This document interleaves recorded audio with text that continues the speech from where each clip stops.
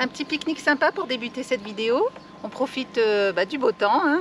Donc pour ceux qui nous suivent, vous savez qu'on était à un festival de musique dans les environs de Rennes. Donc on faisait partie de l'équipe du staff pour chauffeur d'artistes et puis diverses autres tâches. Donc comme je vous le disais, on est revenu chez Loïc et Vinciane en Normandie. On profite un petit peu du calme après ces 3 jours très intenses. Et on profite également du beau temps pour s'organiser un petit pique-nique. Et donc au programme de ces prochains jours, on va travailler sur nos vidéos. On a encore du montage à faire. Et il y a aussi les préparatifs de la nomaderie. Donc c'est le rassemblement organisé par la Lovicar Tribu. Donc voilà, je pense qu'on sera bien occupé ces prochains jours. Donc au programme de cette vidéo, nous avons réalisé l'entretien d'Hector. Donc ça faisait 2 ans à peu près qu'il n'avait pas été fait, mais bon, on n'a parcouru que 15 000 km. On a fait un petit entretien courant, hein, et on vous laisse regarder tout ça dans la vidéo.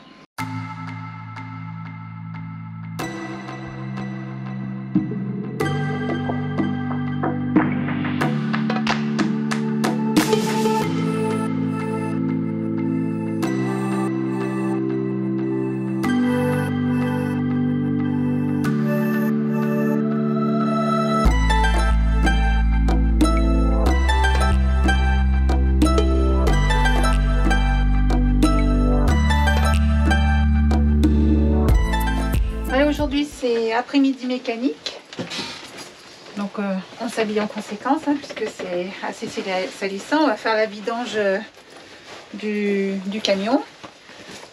On est posé chez un ami, là, chez Philippe, qui nous a prêté un petit bout de cour pour qu'on puisse travailler. Donc voilà, on se protège, hein, combinaison, on mettra des gants aussi. Et donc voilà, allez, c'est parti. Allez, c'est parti. Hop. Donc ce matin, on s'est arrêté dans un magasin d'équipement automobile là pour acheter 3 bidons d'huile.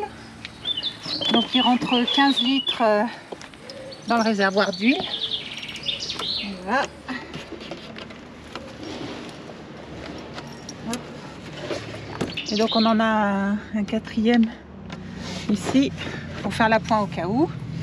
Et puis on va s'installer des petits matelas là-dessous pour être quand même confortable et pour pouvoir commencer la vidange.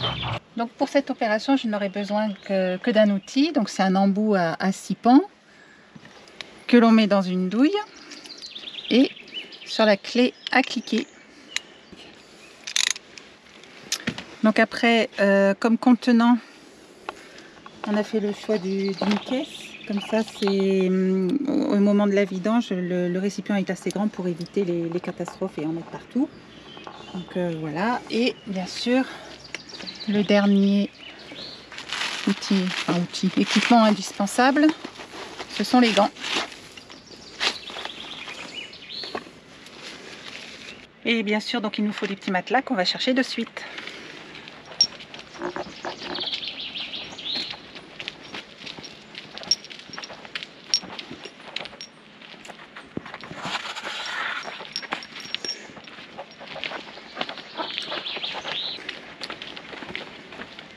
Ah oui, au sujet donc, de l'eau sous le camion, en fait, il s'agit de la condensation de la climatisation. Elle tourne depuis ce matin, donc ça fait 4 heures qu'elle tourne non-stop.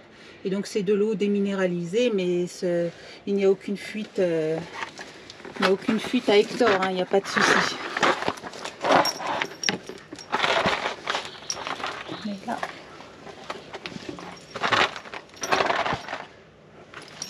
Donc le chantier se situe ici, là. Donc on n'a plus qu'à dévisser. Donc un coup sur 2, le bouchon tombe dans la caisse où on récolte l'huile.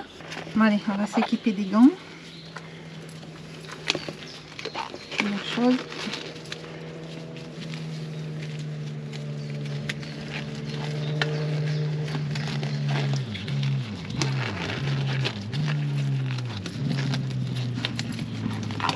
Voilà, on place la caisse en dessous et on n'a plus qu'à dévisser.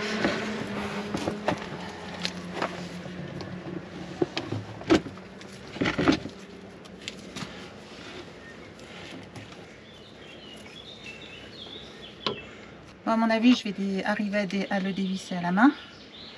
Hop, on enlève tout ça.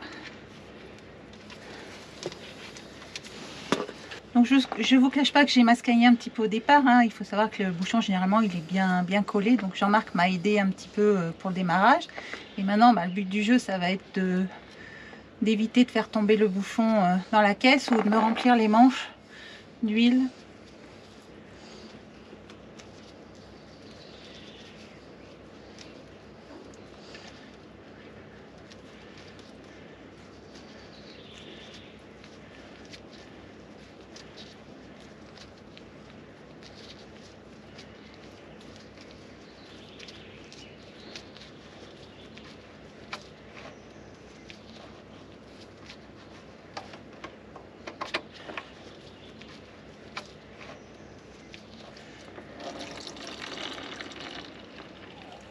Donc ça va, hein, j'ai pas pris le bain, je me suis pas rempli les manches et j'ai sauvegardé le bouchon.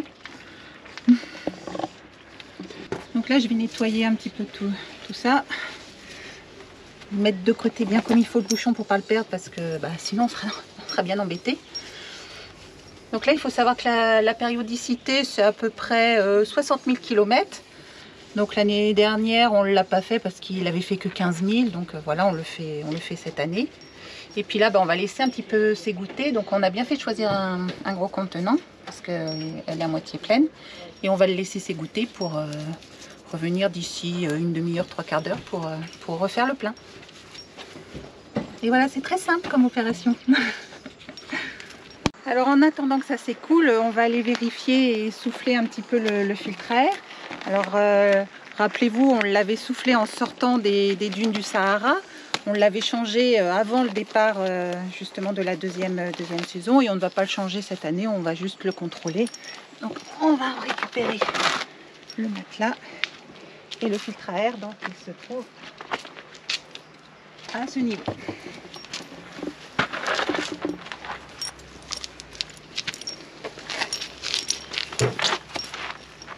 Hop. Donc là pour cette opération, pas besoin de matériel, on a juste les petits clips à lever. Donc celui-ci, on va faire celui-là, le troisième et le quatrième.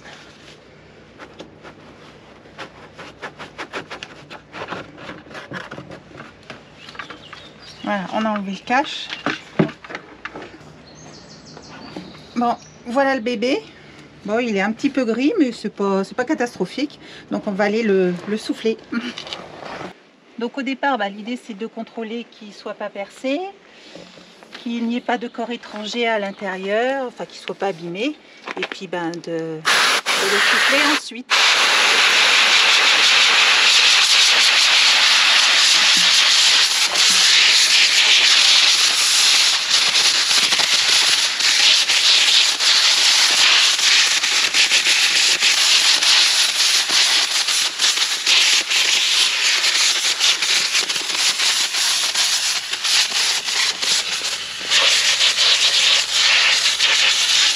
Donc l'avantage sur un camion, c'est cette petite soufflette, hein. On a des bonbonnes d'air pour les freins et tout ça. Et donc c'est vraiment très pratique, on s'en sert souvent pour souffler des filtres, un peu de tout, voilà, à droite à gauche.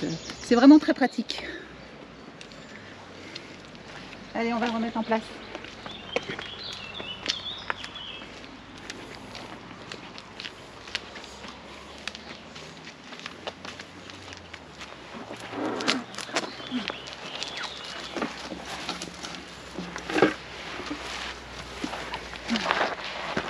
Donc là c'est simple, hein. On le remet dedans.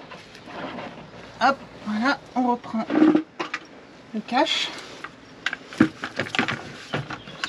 On le... Ça y est, non. Ça y est, hop.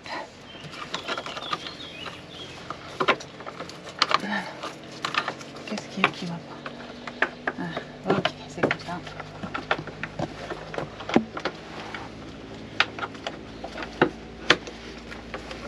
Donc voilà, c'est des choses toutes simples à faire, hein, mais qu'il faut faire de temps en temps. Bon, allez, on va aller refermer le bouchon pour la cuve à huile. Là, il commence à pleuvoir, donc on va accélérer un petit peu le mouvement. Ce qu'il y a de bien avec un camion, c'est l'accessibilité du dessous, hein. Là, on peut se rouler vraiment en dessous sans problème. C'est juste un plaisir. Donc l'idée, c'est de nettoyer, voilà, l'orifice pour éviter qu'il y ait des grains de sable qui pourraient compromettre l'étanchéité du réservoir. Donc voilà. Et on revisse.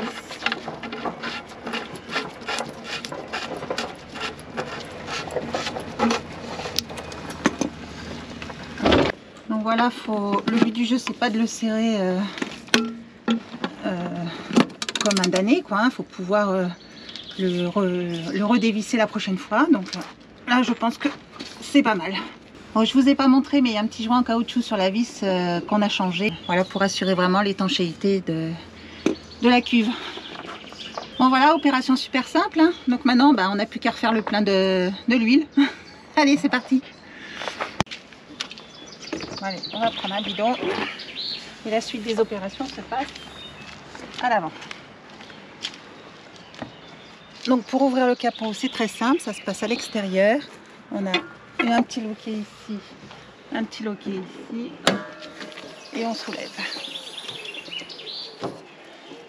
Donc après, ça se passe ici. Ici, c'est le bouchon de remplissage. Voilà, on ne va pas le perdre.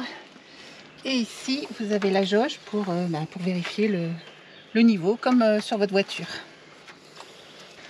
Donc là, alors comme il n'y a pas de bec verseur sur le bidon, là on s'est fabriqué un petit entonnoir pour faciliter le remplissage.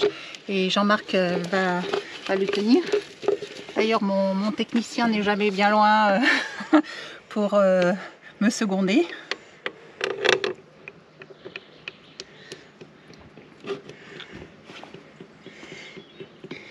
Donc l'idée, c'est de mettre 10 litres, hein, parce que on ne sait pas exactement la quantité que le réservoir contient.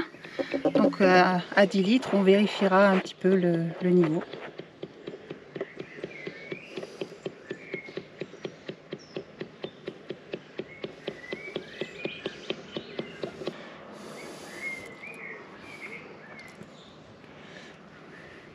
Là, il n'y en a plus. Donc bien évidemment, on va se servir des bidons vides pour les remplir avec l'huile usagée et pour pouvoir les évacuer dans une déchetterie. Voilà, allez, on va en chercher un autre. Hop. Allez, même opération.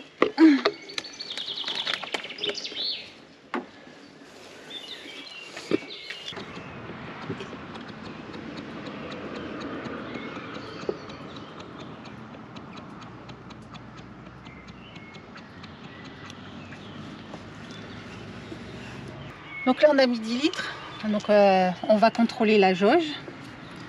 Donc l'idée c'est de prendre un chiffon et puis de nettoyer en même temps. Et donc là,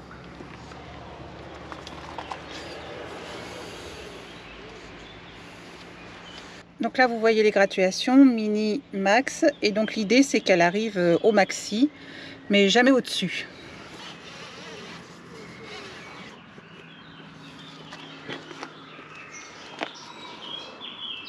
Et comme vous voyez, on est pratiquement au max. Donc là apparemment on est un chouïa au-dessus du max. Donc on est un petit peu étonné parce qu'on pensait qu'il rentrait plus d'huile. Donc on va recontrôler une deuxième fois pour être sûr de nous.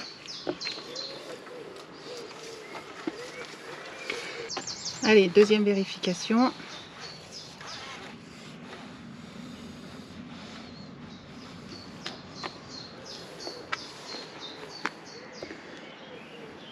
On n'a pas fait le filtre à huile, donc ça doit être cohérent, hein, 10-12 litres, ça me semble pas mal.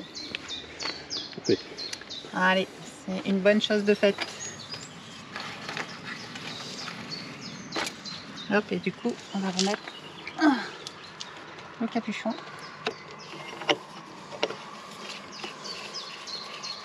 On nettoie un peu les gouttes qu'on a mis à droite à gauche. Voilà, et fermeture du chantier.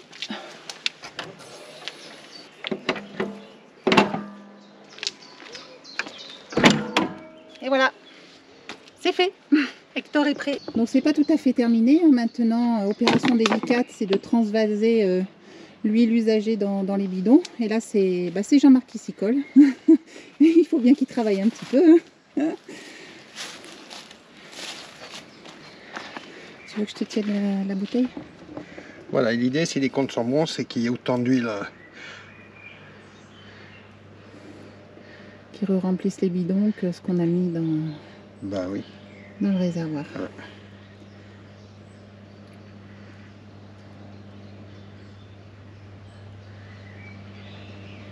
Bon, du coup, il nous reste 10 litres. Il nous reste 10 litres en rab, ouais.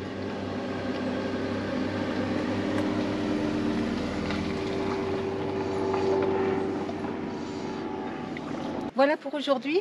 Donc demain, on fera un petit contrôle, puisque pendant la nuit, l'huile se sera déposée. Donc on fera un petit contrôle de niveau. Et on fera aussi un contrôle de l'ensemble, voir si le bouchon ne fuit pas après une trentaine de kilomètres. Et si tout va bien, ça sera reparti pour un tour. Ça y est, on l'a reçu. On l'attendait vraiment avec impatience. C'est un congélateur réfrigérateur portable.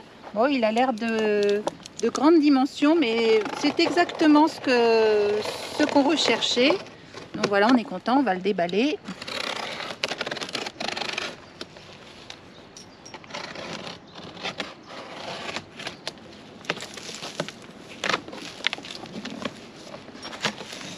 Hop, on va poser ça, on n'en a plus besoin.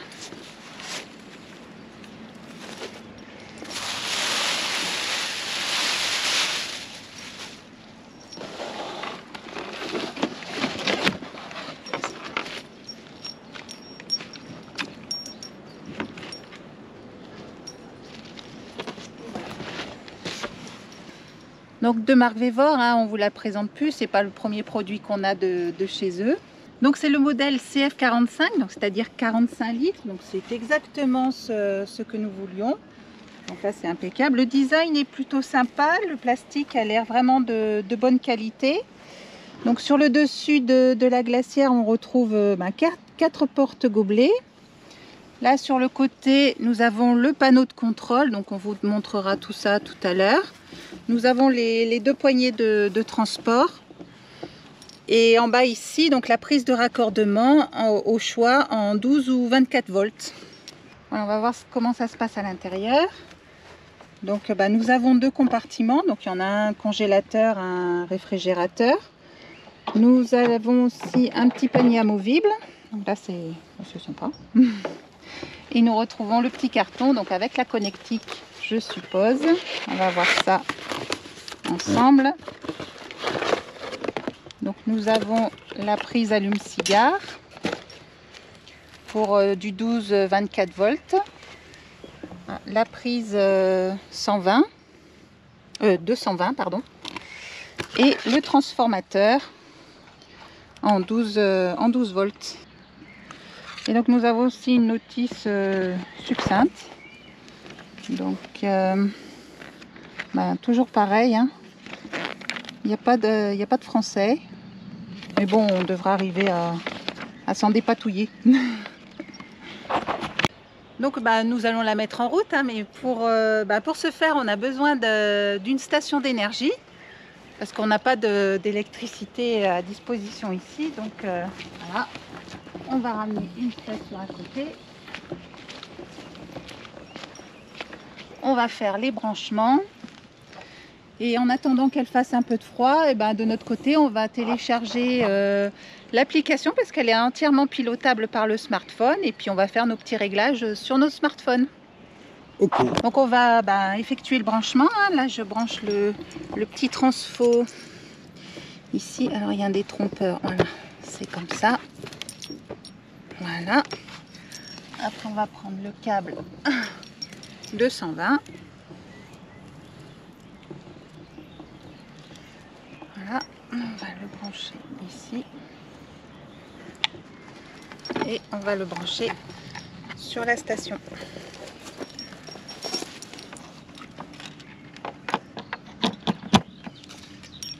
Voilà, elle est à 100%, donc impeccable. Donc on l'allume ici. Voilà. Donc là, elle nous met 25 degrés, c'est la température ambiante. Donc elle est bien raccordée, hein, elle est à 14,3 volts. Le transfo fait bien le job. Et là, on est en puissance maximale. Donc voilà, impeccable.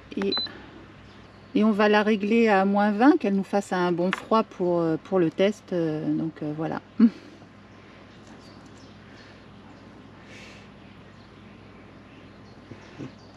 Bon allez, on va télécharger l'application. Bon allez, on va s'installer l'application sur le smartphone. Donc pour ce faire, on va scanner le QR code qui est sur la notice.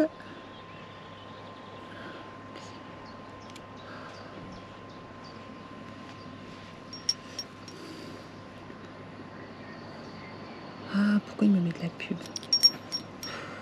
Putain. Ça enregistre, hein, excuse-moi. Hein. Oui, mais là, excuse-moi. Voilà.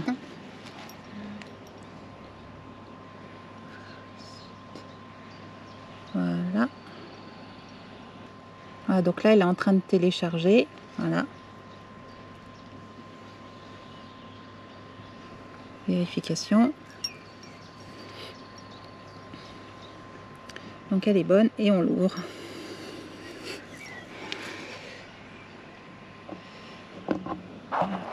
Donc nous avons la température ambiante, le voltage et la température de consigne. Donc avec en plus le bouton marche arrêt.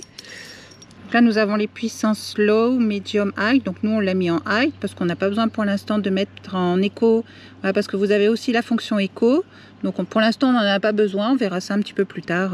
Oh, ça fait à peu près un quart d'heure qu'on l'a mis en route et on est assez surpris parce qu'elle est déjà descendue à 4 degrés. Donc on est vraiment satisfait du degré de performance de cette glacière. Donc c'est vrai qu'on se souvient tous des glacières d'il y a quelques années qui n'étaient pas aussi efficaces que celle-ci. Hein.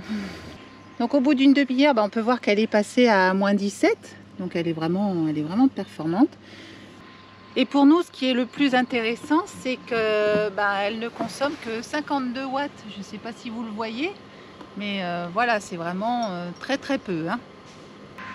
Ça y est, on y est. 32 dehors, moins 20 dans la boîte. Elle est économe, 50 watts en puissance maximum. Pour nous, c'est vraiment l'idéal, nous qui vivons sur des batteries de stockage.